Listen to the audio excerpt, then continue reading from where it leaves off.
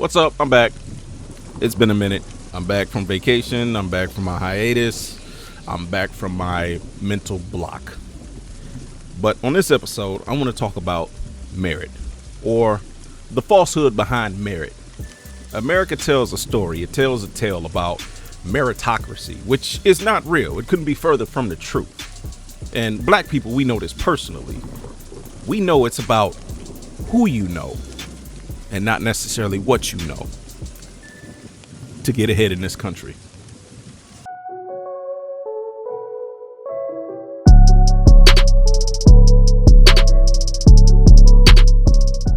So America has this bad habit of trying to preach about its values and what it stands for. When in all reality, America's just full of a bunch of hypocrites who say one thing and then do something completely different. Because the people in charge are the ones who make the rules for you, the people who they see as beneath them. Those rules are in place for you as a form of a two-tiered system, meaning this is for you, but I, the person who is above you, don't have to follow those rules, right? I mean, obviously, I'm being sarcastic, not me personally, but this is how it's based in the American system, the system that they built to keep, well, let's call a spade, to keep white supremacy in place. You say, why does everything have to be about race? Well, from my perspective as a black man, and I've always been black in this country, everything has always been predicated towards me by the color of my skin, always has been, and by those around me who share very similar stories. You know, stories about not getting hired for a job despite being absolutely qualified, not getting hired when you have not only the degrees that they require, but even steps above that, and still not being able to be really considered for the job because you have a what do they call it, a black sounding name, right? It's about meritocracy based on merit. You're not being judged by the color of your skin or by your name or by your culture, which is a lie because people hold biases. If you don't like a certain group of people and you're in a position to where you can dictate to, hey, I can control whether you get hired or not. I don't really like people from your community, so I'm not going to hire people from your community. So how can it technically be based off of merit when you already go into the situation with preconceived notions? This is the hypocrisy. You preach one thing, but then you do something totally different, right? So today I'm talking about merit or meritocracy because we're talking about, what's her name? What is her name? Darlene Graham Nordone. Lindsey Graham's sister. You literally got pushed into his seat. No election, just appointed. Now, I'm not knocking the appointment because these things tend to happen. Both parties do. It happens. But the fact that you haven't been in Congress, have no legislative experience per reports, you just get put there because, oh, well, you're his sister. That's your only qualification. Take, for instance, the president of the United States. We're talking about the first time. Because if you ask about, well, why is he qualified to be president now? Well, because he was president the first time. No, but what qualified him the first time to become president of the United States? Can anyone tell me? Hello? Anyone in class? Can anyone tell me what made him qualified to be president the first fucking time? Don't give me because he's a businessman. We don't need a businessman to be president. If you're a businessman, go be the president of a business, not the president of a country. You see, when you're in government, you're supposed to be there for the people, right? I guess you have to be specific these days about the people, the common folk, not the people who, hold massive shares in these companies, not the people who are, 7, 8, 9, maybe even possibly 10 figures rich, wealth. We're not talking about those people, because as far as I'm concerned, those people don't even need to be catered to in society when you have that much wealth. You can do for yourself, right? So why would you be interested in whether Joe Schmo has health insurance? Why would that even concern you? It shouldn't concern you. But I don't want to get too far off a topic because we're talking about meritocracy. It all really blends in together at the end of the day. Because if you're electing someone from the people, right? If you're electing a commoner, a common folk into elected government, one would surmise that the common folk would tend to look after other common folk. But the problem is there's so much division between common folk. That's the issue, right? We can never sit up there and talk about politics in a respective way in terms of we all have needs. Every last one of us. It doesn't matter if you're black, white, gray, yellow, red. Doesn't make no damn difference. If you're on the lower economic scale. Everybody on this little rank, no matter your color, y'all in the same boat, right? Or at least you would think that. Because you have a certain group of people in power, you might get a pass if your group's in charge, apparently.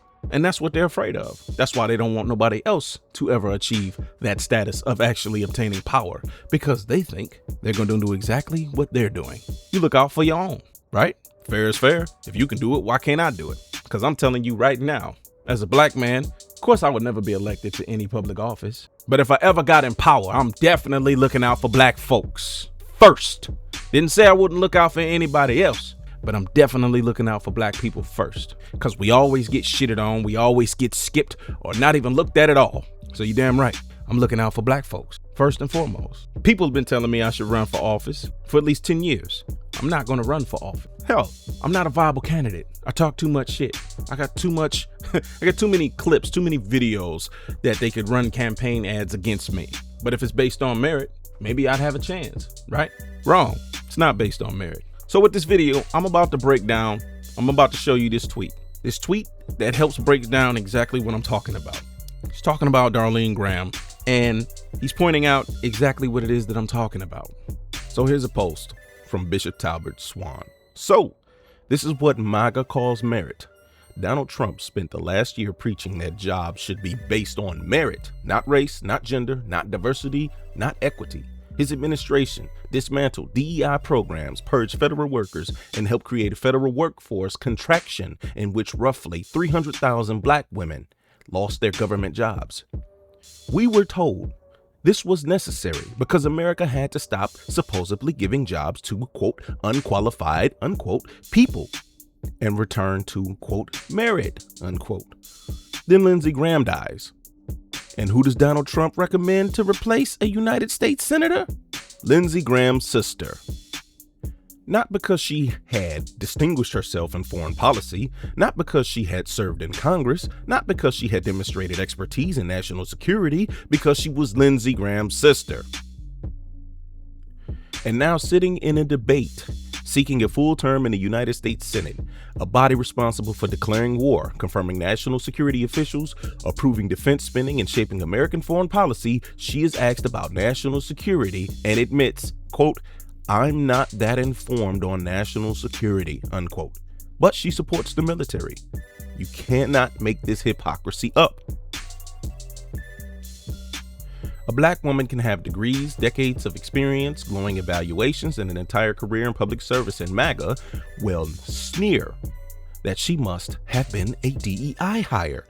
But Donald Trump can recommend somebody's sister, a white woman, for the United States Senate, despite her having virtually no relevant political or national security experience, and suddenly nobody wants to talk about qualifications.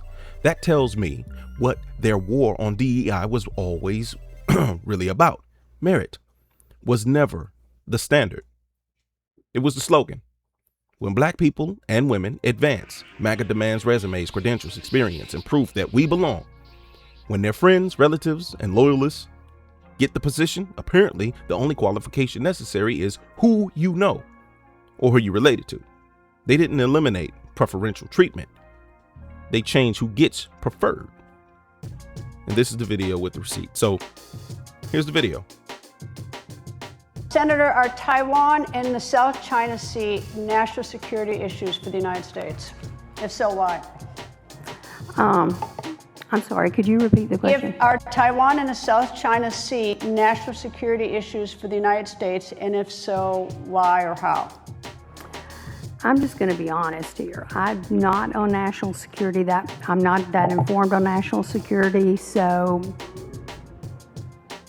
but I do support the military. And this, ladies and gentlemen, is exactly what mediocre white people look like, okay? You can call it a race thing all you want, okay?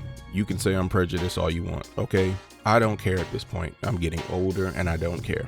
I'm really starting to give less of a fuck about your opinion about this. Even I know about what's going on with the China-Taiwan situation. I know about the history, about when they had the Civil War after World War II, and the imperialists, the people who were already in power, the actual government of China who actually helped win World War II, fled to China because they fled to Taiwan, I should say, because they lost to the communists. Even I know this, and the communists have always vowed to take Taiwan, saying it's a part of China, but the imperialists, the ones who were in control of China originally, whatever, they're saying, no, this is his own thing, whatever. Even I know about that Civil War conflict and the importance of TSMC, right? The company who makes 60% of the chips, the high-end chips, I should say. Even I know the strategic importance of not allowing China to get their hands on Taiwan because of what that would mean for military technologies and military, advances in regards to the chip making. Even I know it's in the US's interest to keep Taiwan and out of China's hand. How does this woman not know this? How does she not know this? She's clearly older than I am. You had someone you were related to that was literally in government, high up in government. How do you not know this? This is what mediocrity looks like. Technically, I'm more qualified to be US Senator than she is, because clearly I know more about global politics than she does. This is what we as black people we be talking about. We have to do things 3 to 5 times as much to get half as much. We have to try that much harder just to get a quarter, maybe even half of what a mediocre white person gets. And people will sit here and get angry about what it is that I'm saying instead of actually listening to what I'm saying. You are taking this as an attack as opposed to a critique.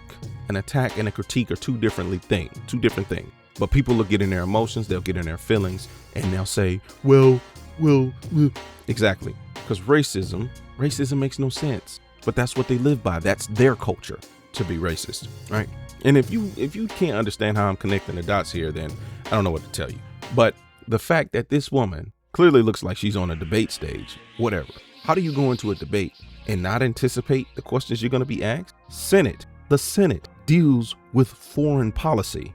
Maybe brush up on your foreign policy. I mean, are the people that you hired, are the people that you work around just as dumb as you? Because that says a lot. And maybe says that the people of South Carolina, literally the state which I just vacationed in, the people of South Carolina probably deserve someone better, but then maybe they don't. Because if you guys are going to elect someone like this, then apparently you deserve exactly what you get. Just like the country of America deserves all the hell and turmoil that it's receiving because of who they elected. If you still buy into the political angle, if you actually believe he was elected and not just put there. But I'm not going to go too far into that. This woman is not qualified. DEI mainly helped white women like her. And here they say they got rid of DEI, and yet they're still being elevated and they're unqualified. Can't make this shit up. But that's America for you. That's America in a nutshell. And if anybody watches this video, white people will get upset that I'm saying the things I'm saying. And I'm going to keep saying the things that I'm saying because it's true and it's relevant to what's going on. Look at your president. No experience. Had no idea what the fuck he was doing. Only thing he knows is how to enrich himself. Only thing he knows is how to scam. And that's exactly what's happening. He didn't know shit about foreign policy either. This is what happens when you don't elect the boring politician, right? This is what happens. This is the type of shit that can happen. I honestly don't feel bad for what's happening to America. America deserves this. I say it deserves this because that's who you people elected. I didn't vote for him neither time. This is what y'all wanted. And here you are again, making boneheaded decisions. It would be different if you appointed someone who at least has some type of experience, whether being community-based, legislative-based, some type of experience in dealing with the people, the average everyday people, not the rich donor class people. But that's not how we do things in this country. This is how it's going to be. This is the standard. It's not going to get any better unless there's an uprising. But that's not going to happen either. So I'm going to play one more clip talking about merit. She's now a United States Senator. She's not just running for Senate, she has been appointed as a United States Senator. She currently holds the job, one of only 100 people in the country who are able to vote on whether or not treaties get approved and members of the president's cabinet are approved as well. That is an important responsibility that comes with the due diligence that the Republicans should have done in order to nominate her in the first place. But to me, this is a reflection of the hypocrisy of the lie about meritocracy, the idea that they actually cared about merit. We saw this going back to Sarah Palin to the president. They continue to promote unqualified, incompetent candidates from the Republican Party, and they stuff them down our throats, and then they complain about black people and other women who happen to be progressive and say that we're not qualified. It's a lie, and they never cared about meritocracy in the first place from Donald Trump on down. And there you have it. That's it in a nutshell. Every time they make an accusation, it's projection, right? If you have been paying close attention to politics ever since the year 2000, that election, when the Supreme Court stopped the count and put Bush in office, that was the very first Republican president in my lifetime where I could actually see things going downhill. I was born in '87. Reagan was still in office. And then Bush Sr., but I was little, so I didn't notice. When 2000 happened and they put Bush in, the very next year, that tragic event on September 11th happened. And I seen everything spiral out of control. Then I seen them elect the black man to try to come clean it up. And then you see what happened after that. Every time you put these Republicans in office, this is what happens, right? But I'm not necessarily just gung-ho for Democrats either. I'm independent, right? But weapon to the head, if I had to pick, regrettably, I'd have to choose the Democrats. I couldn't vote Republican. Some of their policies I agree with, some. Very little. But it's more I agree with on the Democratic side. But I don't agree with the people who currently run the Democratic Party because, you know, the establishment types, they're not strong enough. And quite frankly, I think they're in cahoots with the Republicans, which is why they're having all this backlash to progressive candidates and DSA candidates. But I'm not going to go too far into that. I could do a whole entire video on that at a different time. My point being is meritocracy, Darlene Graham. And yeah, I know she's married. No, I don't care about that. Darlene Graham is not qualified to be a United States Senator. But she's qualified because she has white skin.